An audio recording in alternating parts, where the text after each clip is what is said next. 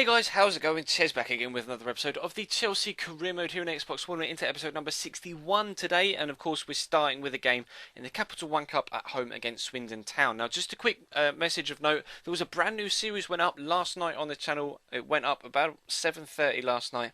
Mission Maracana. I've started an RTG on the World Cup FIFA Ultimate Team, extra DLC. So if you're interested in that, definitely check the channel page for it and leave me some feedback on the video and let me know about the points that I raised in it for the future of that series. But cracking on with this particular Chelsea episode. Of course, you missed the last one of this from yesterday as well. There'll be an annotation in the bottom left-hand side of your picture to take you to it. We had a couple of games in the Champions, or a game in the Champions League and a game away at Old Trafford. Actually, there was quite a good one. But anyway, we're cracking on against Swindon today in the Capital One Cup. Of course, the board won victories from us in all four competitions that we're involved in this year, both the League Cup, FA Cup, Champions League, and the Barclays Premier League. But Swindon actually were very, very well matched with me in this game. I was playing a bit of a rotation side because, games come thick and fast at this particular point in the season, and of course we only had the game against Manchester United just a couple of days prior.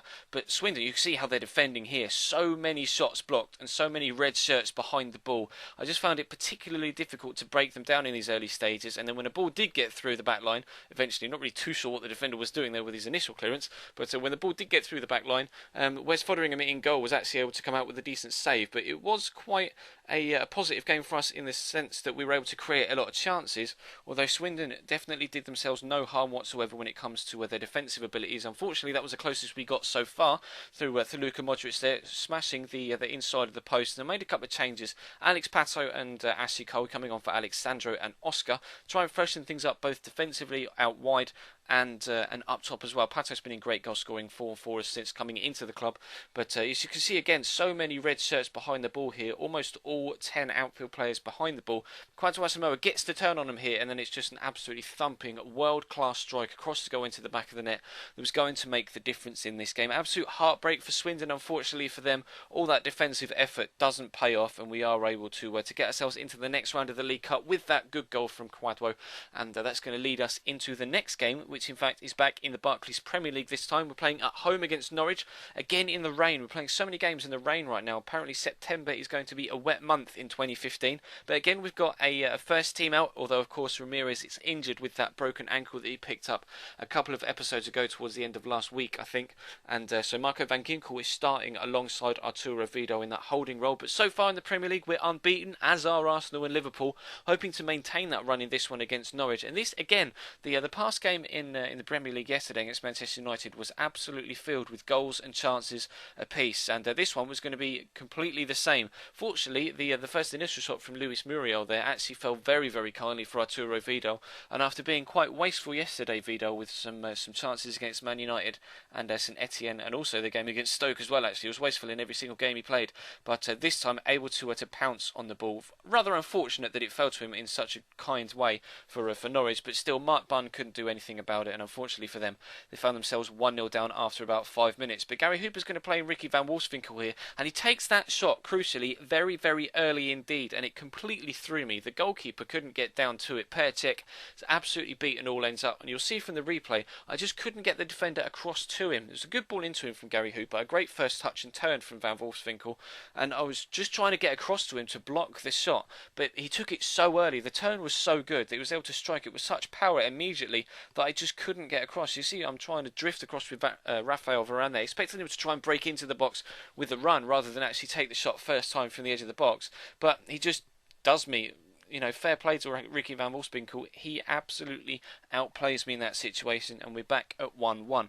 So we create a good chance here. There's a good save from Mark Bunn, actually. This shot was bending away from him towards that bottom left-hand corner from Marco van Ginkel, and he did very well to get across to it to make a good save. Not really too sure where John Ruddy is. Of course, he played for Norwich previously, but they must have sold him, or he might have retired. Of course, we are in the third season now. But Andre Schürrle whips the ball in, and Eloquim Mangala, for the second episode in a row, gets a goal from a header from a corner.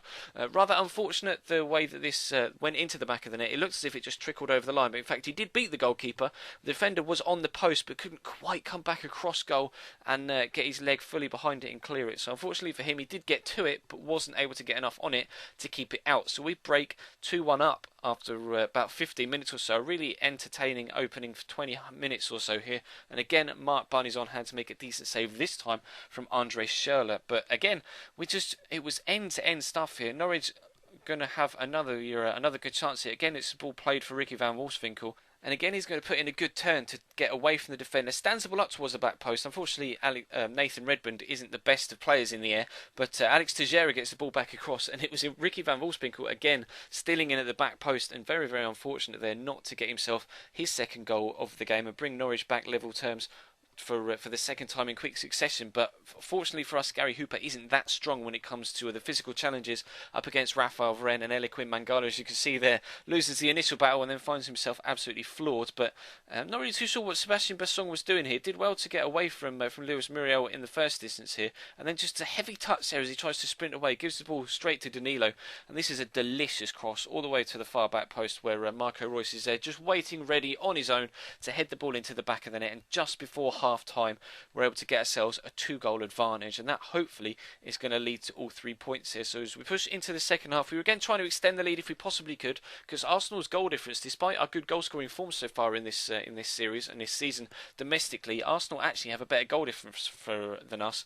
After 5 games, they'd scored 14 and conceded 1, and we'd scored 11 and conceded 2, I think. So their goal difference was definitely better than ours. So a good, solid, large win here against Norwich was exactly what we were going to need to try and close the gap to Arsenal if they're going to keep their winning run up. Of course, Liverpool have won every single game so far as well, so it's not just Arsenal we've got to worry about. But that was a rather stereotypical FIFA goal, or FIFA shot rather. The player with his back to the play absolutely swivels on point as the ball arrives at his feet, and the ball trickles wide, and that kind of summed up Norwich's whole day, to be completely honest. They just weren't a match for us, both physically, pace-wise, and stamina-wise as well. We're able to come out with a comfortable 3-1 win. So we head back into the Cup, this time against AZ Alkmaar. It's the Champions League. Of course, we drew with Saint Etienne yesterday in the Champions League group stage, and the other team in our group are in fact Schalke, who actually beat AZ Alkmaar in their opening game. I think you'll be able to see from the graphic that's going to pop up on the screen in just a couple of moments. Schalke actually sit top of the group now. Yes, they do. Beat AZ Alkmaar by 1 goal, as you can tell by the goal difference. Not really too sure what the exact result was, but it was a slim victory for Schalke nonetheless. And I was hoping to actually put AZ Alkmaar under a bit of pressure early on, which is exactly what we did here. Really good pressing from the forward players. Unfortunately, Alexander Pato isn't quite able to find the back of the net with that tidy little finesse shot. Just drifts wide of the far post, but we definitely were on top in the opening stages. Alexandro this time breaking forward from left back. Finds Pato again, who's going to have a runner off him. It's Luka Modric, who actually isn't quite going to be able to get his shot away. Gets tackled by the defender, or the goalkeeper gets down to him, and the lob shot from Oscar, I think, was going wide. But regardless, the defender was on hand to hook it clear, and they actually flew at me on the counter-attack. Now, so far this season, we found ourselves being the counter-attacking team, but AZ Alkmaar absolutely flew at me here. Johansson down the left-hand side is eventually going to drill it across, and somehow finds Behrens at the back post, flashes it across the face of all 3 defenders in the box.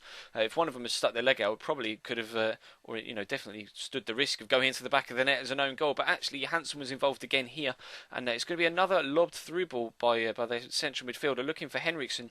Beats Kwadwo Asamoah in the air. Really disappointed with the Ghanaian there, just not strong enough in the air. Actually, we find ourselves 1-0 down on the counter-attack. The sort of scenario that we found ourselves dishing out to opposition players and opposition teams. We actually find ourselves on the receiving end of it, getting a taste of our own medicine. But we flew back up the other end. Oscar pops up with a header, and literally 2 minutes or 3 minutes after we fell behind, Oscar gets us back on level terms. And he scored in every single European game we've played so far this season. He scored in both legs against Austria Vienna, and actually, I tell a lie, he didn't score in the game against St Etienne, but he does love a cheeky goal in the Champions League. That's his 3rd of the season so far, and he's really pushing me for a starting spot ahead of Marco Reus in that cam role in the stronger first team lineup that we like to take into the bigger games. But we're going to try and catch them on the counter attack just like they did with us here.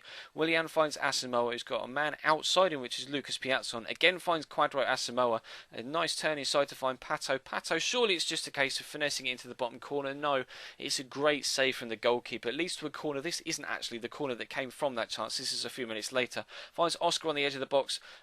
Unfortunately, it rebounds to Kurt Zuma, who can't quite react in time and the chance gets clear, but Asamoah again deflected, and this time it's Alexander Pato who can't react in time, and we find ourselves unfortunately drawing another game 1-1 in the Cup. So 2 games in the Champions League so far this season, group stage proper, and 2 1-1 draws. And I don't know what it is, but the league seems to be a little bit easier for us so far this year, and the Cup games I seem to be really struggling in. We struggled to score against Swindon, and we've definitely struggled in the Champions League group stage proper so far this year. As you can see, it's only ourselves and Arsenal now who have won every single game this season. Liverpool still unbeaten, but have drawn 1 of their 6 games, and Arsenal scored 17 now, only conceded 1, so their goal difference, despite our big win against Norwich, still is far superior. So we're going to have to continue our good run of league form and hopefully try and pick it up in the Cup competitions in future episodes. But that's all for today, guys. Thank you very much for watching. There'll be a My Player episode tonight, so definitely feel free to check your sub boxes around about 9 PM for that. Of course, if you don't know what and when I upload, there's a schedule in the description down below or on the About page on the channel page itself. If you aren't subscribed already, then there's an annotation on the left hand side to do so, and a link in the description. And you'll also find links in the description to my Twitter and to my Instagram as well. And if you missed yesterday's episode, there's an annotation on the right hand side to take you to that video. But that's all for today, guys. Thank you very much for watching. I'll see you with My Player tonight. Check out the Mission Mario Canara episode, first episode from the World Cup Ultimate Team Road to Glory that went up yesterday. Let me know your thoughts on that. Drop this video a like as well, and I will see you tonight.